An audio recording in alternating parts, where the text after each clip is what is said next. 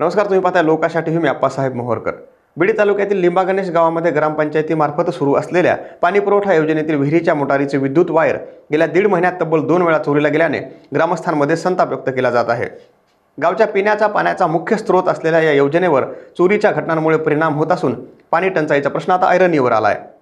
तर वारंवार होणाऱ्या चोरीमुळे ग्रामपंचायतीवर मोठा आर्थिक बोजा पडत असून आतापर्यंत सुमारे 1.5 लाख रुपयांचे नुकसान झाल्याची माहिती सरपंचांनी दिली आहे. तर एकाच ठिकाणी या चोरट्यांनी 2 वेळा चोरी केल्यानं नेकनूर पोलिसांसमोर एक मोठं आव्हान उभं राहिलं आहे.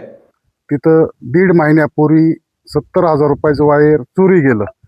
8 दिवसापूर्वी बिल भरा म्हणून 4,80,000 त्याच्यामुळे डिस्कनेक्शन केलं वीजवाल्यांनी. पुन्हा रात्री 70,000चं तीच वायर डबल चोरी गेलं. त्यावेळेस आम्ही एफ.आर. केला 1.5 महिन्यापूर्वी. एफ.आर. केल्यानंतर पोलिसवाल्यांनी येऊन पाहणी केली. त्याच्यानंतर त्याचा काही तपास लागलेला नाही.